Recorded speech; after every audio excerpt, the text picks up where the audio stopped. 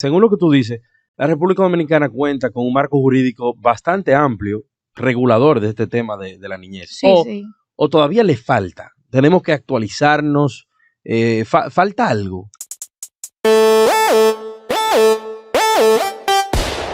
Hola a todos, bienvenidos a otro encuentro más de CODES, el podcast. Como de costumbre, un servidor, Samuel Sena, con ustedes, Peter Reed, nosotros del CODES, y hoy también tenemos una invitada muy especial.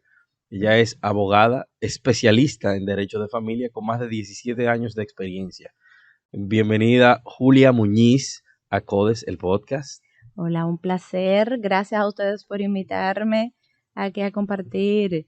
Les cuento que esta es mi primera experiencia en un podcast. Ah, sí. O sea que no sé mucho cómo se mueve este tema. Simplemente una conversación. Entonces, bienvenida a nuestra querida amiga Julia. Siéntete como en tu casa aquí y estas son las conversaciones que tenemos cotidianamente en el salón de reuniones. Así es. Samuel, vamos a cartas en el asunto. Claro. Tema que a nosotros, se supone que hoy vamos a hablar de medio ambiente, y sostenibilidad. Del Julia, tema del proyecto del río y eso. Yo no sé, Julia, si tú sabes que el CODES tiene o está en ejecución desde el enero de este año de un proyecto que le hemos llamado Red de Mujeres CODES Verde, en honor a don Orlando Jorge Mera, quien desde el principio nos estuvo apoyando. Que en paz descanse. Y nosotros, dentro de las diferentes visitas que realizamos antes de la ejecución, cuando estábamos en la parte de planificación y formulación, nos dimos cuenta, y nos hemos seguido dando cuenta durante la implementación, cuando hacemos esos descensos, damos esas charlas en esa zona del dique de Barrio Oxígeno, esta cantidad de niños y de niñas y que adolescentes están hasta altas horas de la noche solos, en condición de vulnerabilidad, tiguereando, que uno a veces cree que deberían estar en las escuelas, porque se supone que en República Dominicana la escuela es obligatoria, pero no, andan deambulando, buscando qué hacer. Y realmente nos llena de mucha preocupación toda la situación de la niñez en sentido general en República Dominicana. Por eso quisimos conversar contigo como especialista en la materia, porque de verdad existe una política pública real desde los gobiernos, porque no estamos hablando de un gobierno en particular, esto data de hace muchísimo tiempo, pero existe alguna política de Estado que tenga que ver con el tema de la niñez real y efectiva. Mira, realmente, como mismo lo has dicho, a nivel ya mundial, lo que es niños, niñas y adolescentes, se crean organismos incluso internacionales para darle soporte a los estados por el valor y la importancia que tiene la niñez en las agendas, ¿no?, nacionales, y se crean diferentes políticas, ¿no? Y los países que son signatarios de estos convenios internacionales que se crean, pues entonces también tienen el deber de crear esas políticas. El problema muchas veces está, bueno, como siempre está en nuestra legislación, ustedes que son colegas, que nuestra legislación peca del famoso copy-paste. En el año 2003, República Dominicana obtiene ya una legislación en materia de niños, niñas y adolescentes y se crea el código que popularmente se denomina el Código del Menor. Y ahí se pautan las leyes y los deberes y derechos a favor de la niñez. Y dentro de esa misma ley es que se crea un órgano rector, que es el famoso Consejo Nacional de la Niñez, que se denomina CONANI, que es el órgano llamado a administrar y regular las políticas, supervisar y a su vez la ejecución de las políticas en materia de niñez. Ok, mira algo, y discúlpanos porque nosotros realmente no somos ni expertos ni especialistas ni tenemos mucho conocimiento en la materia, pero si como tú dices que el CONANI es el órgano rector, las demás instituciones que trabajan con la niñez están debajo del CONANI. Me explico, CAID, INAIPI y ese tipo de instituciones. Oye, lo que ha ido sucediendo. A medida que el Estado fue creciendo, fueron creándose otros órganos, ¿no?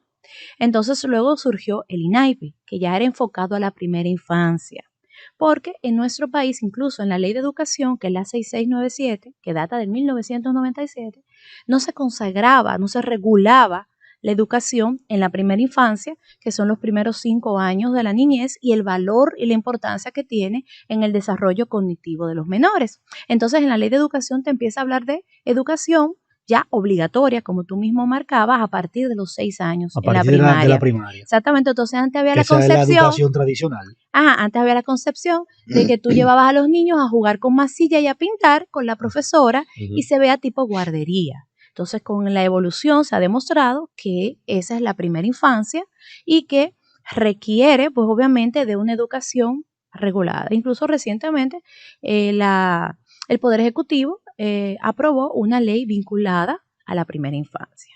Entonces, luego de esto, ¿no? Surge ya cuando viene el gobierno del 2000, la última gestión de los 8 años del pasado presidente Medina, pues la primera dama de en aquel momento se enfoca en lo que son los CAI, porque la vicepresidenta había asumido lo que era el gabinete social.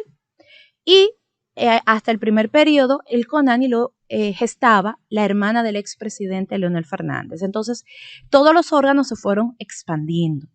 Y el INAIPI quedó bajo la sombrilla del Ministerio de Educación y al mismo tiempo también del CONANI. Tiene esa dualidad. ¿Por qué? Porque al tener un marco vinculado a educación, pertenece en un aspecto, incluso está presupuestario, está vinculado al Ministerio de Educación, sin embargo su órgano regulador es el CONANI. Por eso se denomina el directorio, el órgano llamado a regular todas las políticas, organismos y demás, y se auxilia incluso de organismos ONGs que puedan darle soporte, porque recuerden siempre que el Estado solo no puede. No puede, claro que sí. Entonces, recapitulando, tenemos entonces que CONANI es la sombrilla que cobija todas esas otras instituciones que tienen que ver con niños, niñas, adolescentes. Y hasta cierto modo asuntos que tienen que ver con familia, ¿no?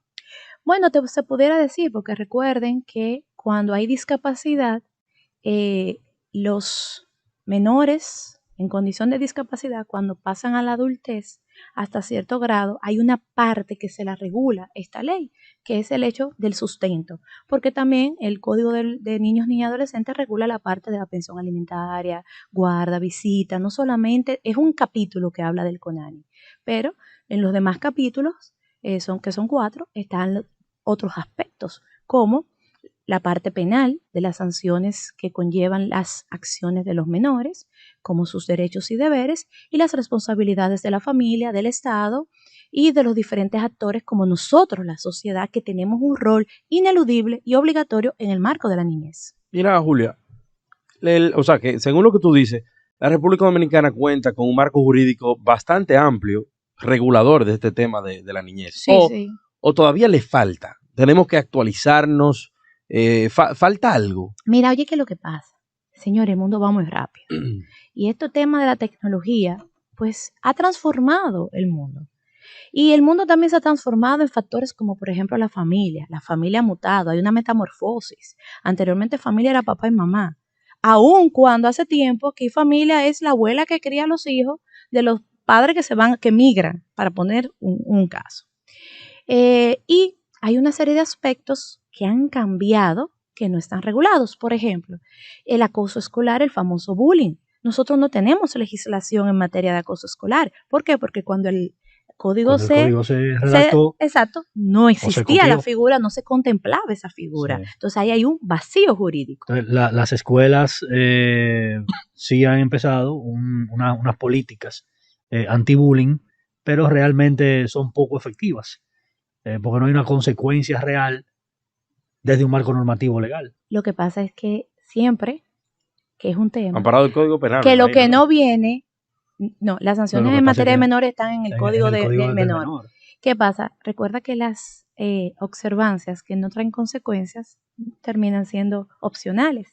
¿Qué sucede? Ahí hay otro bache, y es que el sistema educativo dominicano, para poder sancionar, lo hace a través de las normativas que emite el Consejo Nacional de Educación, que están de la mano con la sombrilla de la ley 136-03. O sea, nosotros tenemos en buen dominicano un pequeño arroz con mango para poder entender todo lo que envuelve el marco jurídico para gestar a la niñez y la adolescencia. Una especie de Frankenstein. Aquí hace falta mucho trabajo profundo con relación al tema de la niñez. Fíjate cómo nosotros como país nos destacamos en dos aspectos principales. Principal causa de muerte no natural, accidente de tránsito. Y en el tema de los embarazos de nuestras niñas Niñas y criando niños. adolescentes. Recuerdo hace un buen tiempo que leí que Azua, de Compostela, Sí. era la provincia líder en Sí. embarazo infantil. Y que nosotros tenemos números alarmantes a nivel regional y a veces comparativo a nivel mundial. Sí, realmente eso es una problemática porque hay un tema y es un tema ya donde se abraza la parte religiosa y es que no se ha podido dar el paso de la educación sexual. No hemos podido educar, aun cuando latente lo viven, lo evidencian en sus casas, en sus vecinos, con sus compañeros y en su parte biológica hormonal natural. Entonces no los hemos enseñado. ¿Por qué? Porque se choca, porque se piensa que se está enviando a ese adolescente a tener relaciones sexuales. Y esa no es la idea. Sí. La idea es que hay que educarlos. ¿Por qué razón, señores? No podemos luchar con lo que tenemos enfrente, con las mismas herramientas, si seguimos perdiendo la batalla.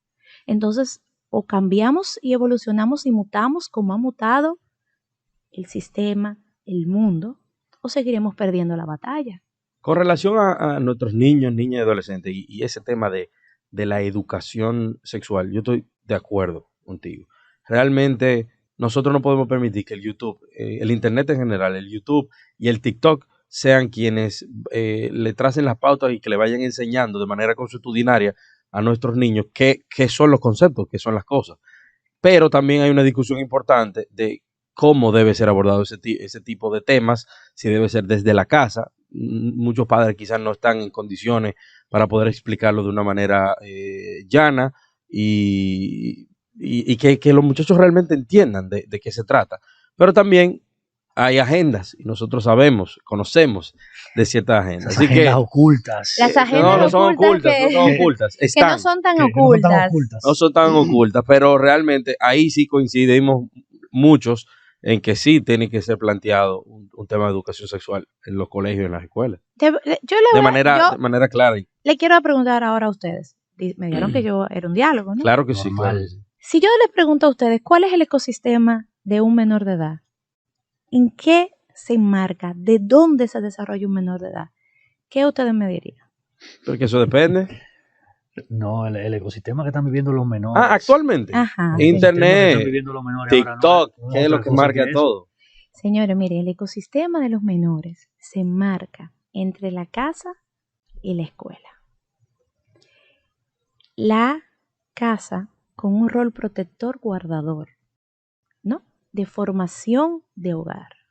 Y la En principio, escuela, muchas veces no es así. no, te estoy diciendo la teoría. El deber Ahí ser. me voy. El deber ser versus la el ser. utopía. Ok, bien. Y la escuela, a donde vamos a formar lo académico y teniendo como un eje transversal la formación en valores. Uh-huh.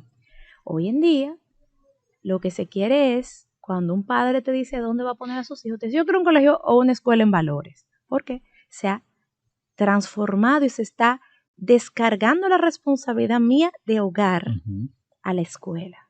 Pero la escuela no tiene ese rol y a veces no tiene esas competencias.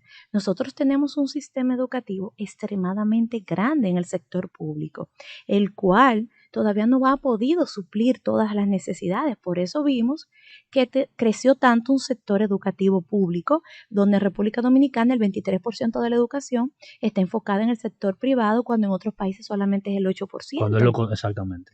¿Entiendes por qué? Porque tienes 700,000 estudiantes en el sector privado y 2.1 en el sector público, de los que están. Porque cuando entra el embarazo, están los ninis. Arranca la deserción. Y cuando entra que hay que mantener la casa, continúa la deserción escolar. Porque ya desde que tienen 11 y 12 años, los mandan a que colaboren se con tienen el que hogar. convertir en adultos. Adultos a la fuerza. Julia, hay data, porque nosotros conocemos del CONANI, siempre se ha oído hablar del CONANI, pero realmente, ¿cuál es el scope ¿Cuál es el alcance que tiene el CONANI? ¿Qué es lo que se supone que debería hacer el CONANI? ¿Qué pasa? La sombrilla que protege a la niñez es el Estado. Entonces, ahí tú tienes 3 actores, ¿no? Estado, familia, sociedad. Y el CONANI viene a ser esa voz del Estado en protección a una población que, no importa el poder adquisitivo, siempre son considerados una población vulnerable porque no se pueden defender por sí mismos. Entonces, dentro del marco de la protección, ya sea cuando son víctimas de abuso, de violencia, cuando tienen este tema de los embarazos, la deserción, un tema conductual que los padres no tienen cómo enfrentarlo, pues está el CONANI. ¿Qué sucede? El único servicio que ellos tienen, quizás aparte de lo que es gestar pues la política, es la adopción, que está en las manos de ellos también como órgano. Ok, ellos son los que regulan el tema de la adopción. Exactamente. Ok. ¿Es fácil adoptar en República Dominicana? Bueno, es muy complejo. ¿Por qué razón? El que adopta quiere llevarse un bebé. Generalmente la gente quiere un bebé. Claro. Pero ¿qué pasa? El primer paso es tú tener la sentencia de abandono que le emite un tribunal. Y el tribunal se toma su tiempo. Entonces, luego que tienes la sentencia de abandono, arrancan los pasos de las evaluaciones, de las visitas y demás. Y a veces tú te puedes venir a terminar un proceso entre 2 y 3 años.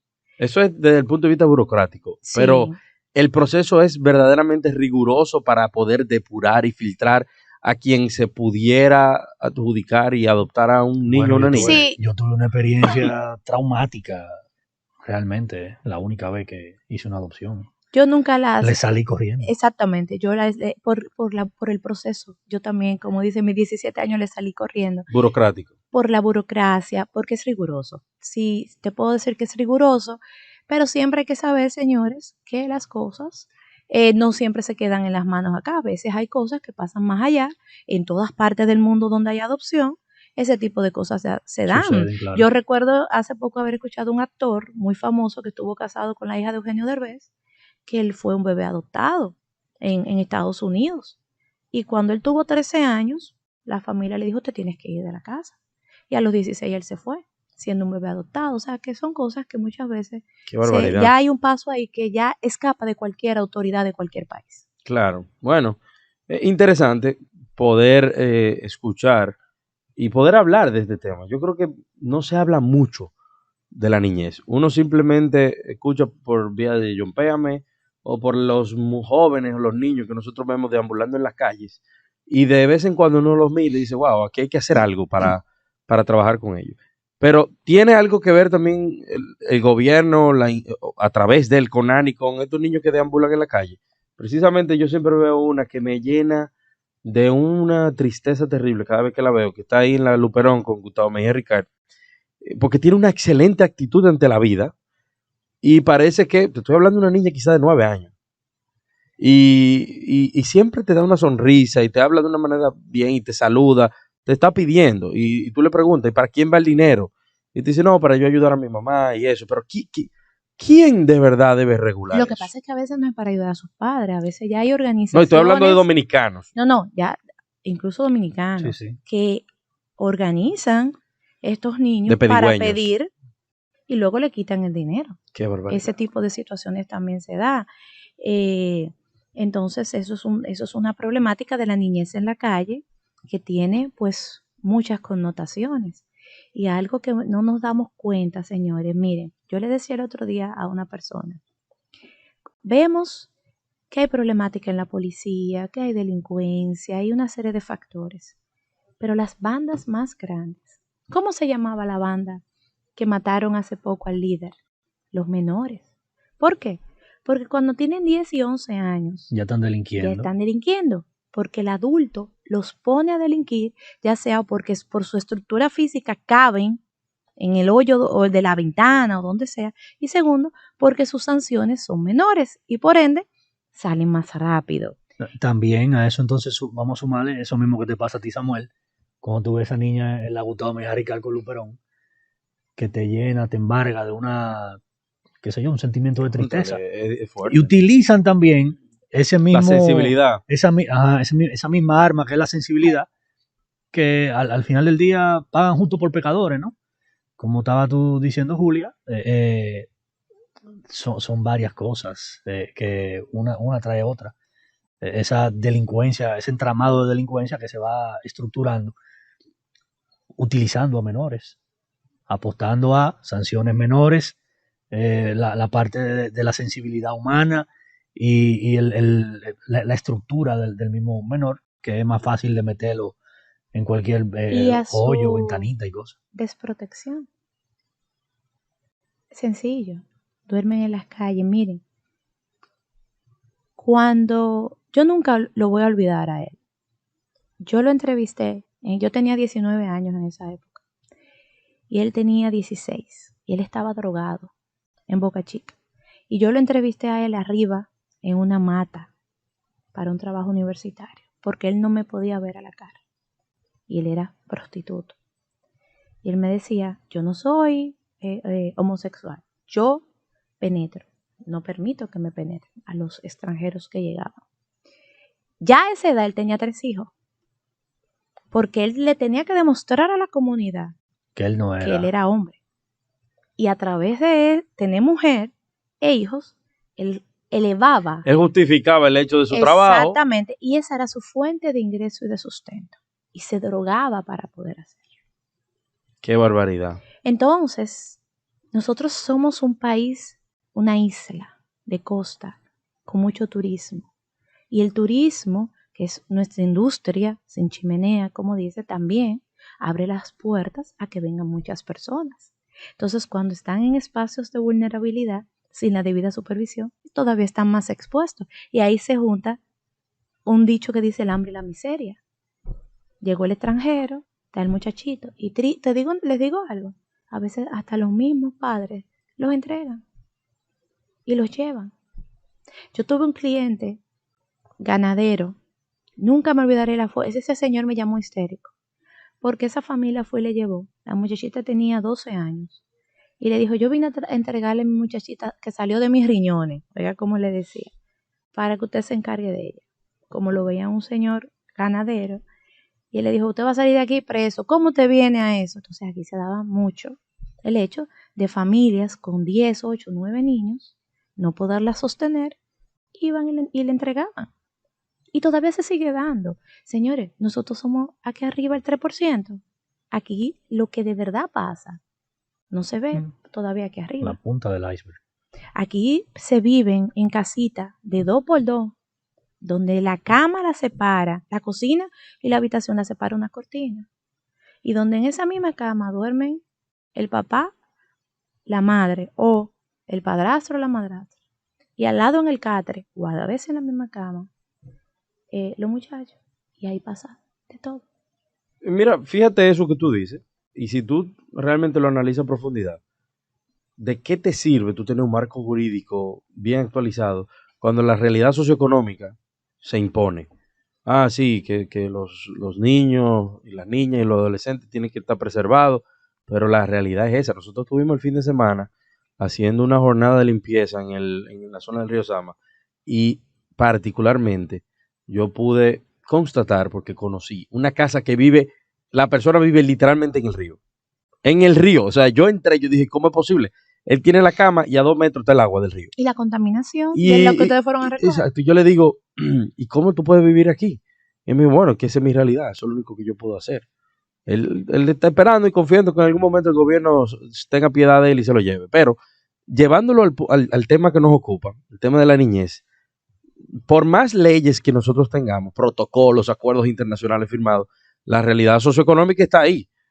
Hay familias que tienen 4 y 5 muchachos que tienen que dormir ahí mismo y que la falta de educación, la ignorancia, la misma pobreza de mente y de espíritu les hace a ellos hacer cosas que quedaron implícitas en lo que tú estás diciendo. Ahí se está haciendo de todo, se tienen estas relaciones encima de esa cama con esos muchachitos encima, durmiendo.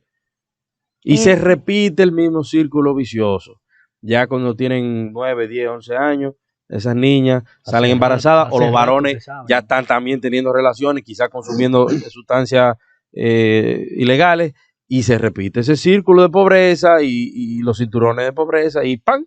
Esos barrios marginales. Entonces ahí entra poder contar con un dispositivo donde veo la fantasía que muchas veces también viene de las redes sociales, y mi foco de admiración son aquellos urbanos, que no estoy denigrando la profesión, ojo, pero o quiero ser urbano, o quiero ser pelotero. Si soy jovencita, entiendo que mi cuerpo y mi belleza va a ser el instrumento para sacarme de esa extrema pobreza en la que no aguanto. Y ahí todavía me vuelvo más vulnerable a... Porque ha funcionado. Es un modelo de negocio ya. Ahí hay unas tigueritas que se pimpean, se arreglan y lo logran. Se casan con peloteros o con personas vinculadas al bajo mundo, cantantes, y ahí están. Y ellas venden el modelo de éxito en las redes sociales. Pero no se dice que la golpean, que le son infieles, que le enfermedades que de le pegan transmisión enfermedades de sexual. transmisión sexual y un sinnúmero de cosas, porque en las redes solamente se muestra lo bello de un mundo ficticio. Tú sabes que en estos días, una anécdota, con el tema de las redes sociales, yo estaba dando yo estaba capacitando a unos docentes y le decía, miren, las redes sociales tienen tantos y tantos filtros que hay un momento que tú te paras y te pones tantos filtros cada vez que vas te hacer la foto, que hay un día que tú te paras en el espejo y te dices, ay, pero qué vieja yo estoy. ¿Y tú estas arrugas de dónde me han salido? No, es que ya tú has hecho un avatar tan falso de ti misma o de ti mismo que tú crees que el que está en el espejo es el que está errado. Entonces nos hemos envuelto en este mundo, y otra cosa, el autoestima está sustentada en la cantidad de los likes que tenemos. ¿Qué pasa? Si yo te hago una foto así, tengo más que si hago así. Claro. Por eso vimos el video, las niñas en las escuelas cuando se bajan el pantalón, y del cuento no nos sabemos ni la mitad, porque siempre pensamos que las crisis son en las poblaciones vulnerables, pero también la clase media y la clase alta padece de los mismos males. Lo que pasa es que lo puede manejar de otra forma. Claro. No, y de una vez psicólogos. La niña hizo, el niño hizo un exabrupto, la niña se quitó la ropa frente al tiguerito, le mandó imágenes y ahí lo mandan para un psicólogo, pero aquello tiene que vivir la vida cruda. La realidad. Darle pecosones de la mamá realidad. O el talento descubierto, porque hay padres y madres que son unos bandidos. O todavía más triste, te veo ahora con unos ojos que antes no te veía. Exacto. Ahora veo Dios algo mío. Que tú tienes que yo antes no lo había descubierto. Ahora tu nuevo talento te he descubierto. Tu nuevo talento, pero no tan solo para comercializarlo, sino también para yo usufructuarlo. El usufructo. Mira, precisamente, Julia, datos concretos, o sea, no es especulación de nosotros, que la mayoría de las agresiones sexuales y violaciones sexuales que se dan en el seno familiar, que un papá, que un tío. Cuando yo leía eso, yo decía, pero Dios mío, este mundo se tiene que acabar. Claro, porque el que se ahoga es el que sabe nadar. El que no sabe nadar no pasa de la orilla. ¿A quién tú le dejas a tus hijos? A la persona de confianza, de tu círculo. Entonces, ahí es donde más se expone. Y entendemos otro gran error. Hace poco pasó un caso, tengo siempre que decir supuesto, porque ese señor no ha recibido sentencia, ni ha recibido condena, que era el caso de Rochi RD, donde supuestamente Rochi estuvo vinculado a una menor de edad. Y recuerdo que otro Topo Point, a unas menores de edad. Ajá. Bueno, eso es lo que dicen. Eso es lo que alega supuestamente. Pero otro urbano, cuando le estaban pasando la medida de coerción, el líder. Topo Point. El líder. ¿Cómo así? El líder Topo Point. Ajá. Bueno, imagínate tú que escuches exacto. Esa barrialidades. Yo conocí a ese señor ese día, no tuve la dicha de darle seguimiento, y él argumentaba que las niñas sabían mucho. Que porque sepan que sepan mucho, entonces le decían, pero es la ley. Pues la ley hay que cambiarla. Porque ellas saben mucho. Porque ellas ya saben mucho. Y te digo una cosa, mira, yo tengo 44 años y puede ser que sepan más que yo, pero te cuento, el adulto eres tú y el que tiene que poner el stop eres tú. ¿Por qué? Porque siempre un artista podrá deslumbrar a una menor. En mi época, lo que se hacía era que se le pagaba en los hoteles, siempre se oían las historias de que a un Luis Miguel, a un Ricky Martin, a un Chayanne, se le metían abajo de la cama del hotel o en el baño para esperarlo. Siempre ha pasado eso. Yo te pudiera decir que mi sentir ha sido siempre que yo siento que en los escaños o escalones de las agendas de Estado, no solo aquí, en todas partes, porque organizaciones a favor de la niñez hay tantas que no debería haber problema con la niñez, con todo el Y respeto. en las élites, ahí están. Ahí hemos visto todos el documental de Epstein y todo lo que conllevó las investigaciones. Bueno, ahora condenaron a Ghislaine, su pareja, o sea, y eso es parte de ese discurso internacional, si pudiéramos decir de esa manera, de defensa de los niños, pero muchísimas personas de élite La mayoría de las abusando de ellos y utilizándolo como si fueran carne veces, la mayoría de las ganado. veces eso se queda en discurso y no va a las acciones. Yo siempre hago la siguiente pregunta. Si a tu casa llega un tío tuyo, Ajá. a las 12:30, cuando esa comida ya está puesta, que no se le puede echar agua porque no es sancocho, ¿a quién tú le quitas el pedazo de carne? Al niño. Es al niño porque que coma frito con salami. Él se aguanta. Y llegaron los primos de Nueva York. ¿A quién tú le quitas la cama? Es al chiquito. Al chiquito. Hay una cultura que hay que acabar de romper con eso, de que el muchacho no es gente. Claro. Y todavía está arraigada. Y que el muchacho habla cuando la gallina... Sin embargo, el código consagra el derecho a opinar y a ser escuchado. Pero desde donde empezamos a violarlo es desde nuestros sistemas de creencia, porque nosotros nos criaron así. Entonces las violaciones no solamente se dan por el abuso sexual o por una golpiza, golpe, o por un boche. Se da por muchísimos otros factores. Y ahora yo siento que ante toda esta crisis mundial que se está dando, donde estamos más en estado de crispación, la pandemia nos ha vuelto más impacientes, donde nos cansamos más. Vendrán más situaciones difíciles para los menores, porque el círculo de la violencia se va a agudizar. Tú estás aquí, yo soy tu jefa, tú peleaste conmigo, te tienes que quedar callado. Tú coges para tu casa, ¿con quién tú vas a pelear? Con tu mujer no va a pelear contigo, ¿con quién va a pelear? Con tu hijo. ¿Y tu hijo con quién se va a desahogar? Al otro día en la escuela. Y ese círculo de la violencia va a ser repetitivo. Entonces, eso es un tema alarmante que se avecina, está enfrente de nosotros. Julia, ¿cómo podemos nosotros desde nuestro escaño social aportar más, ser más proactivos?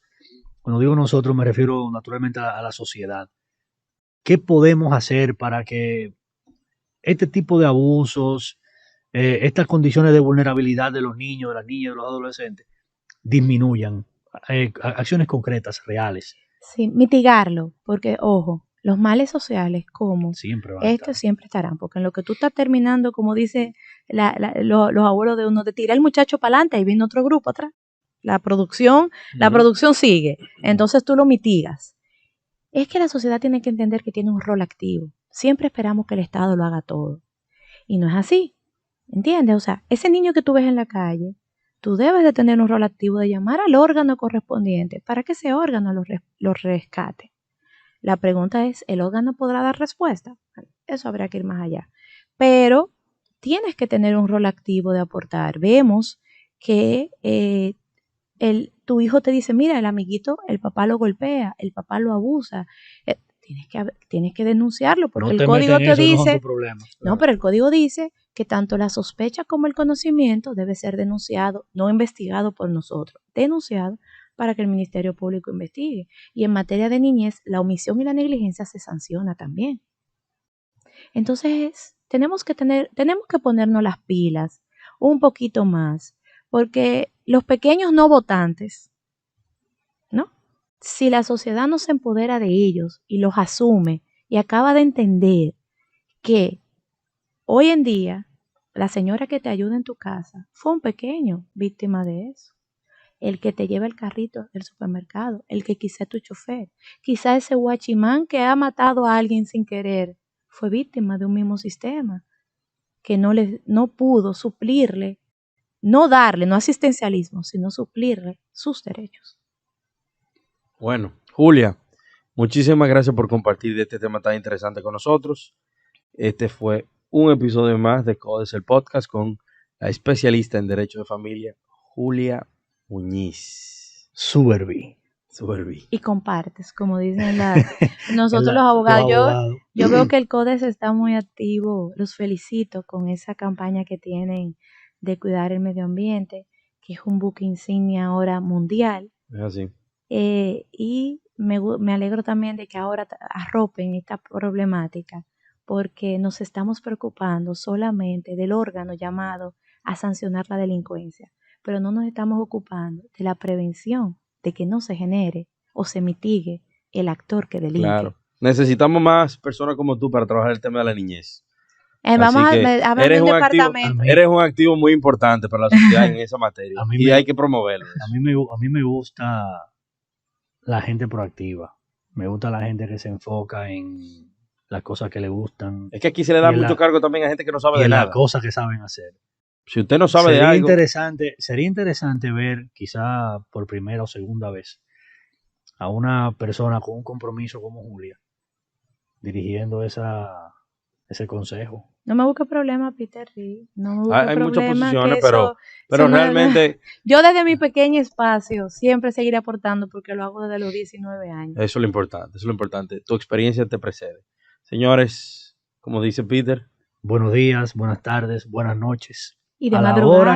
a la hora que sea que nos estén escuchando o nos estén mirando. Muchas gracias. Esto fue otro episodio más del podcast del CODES.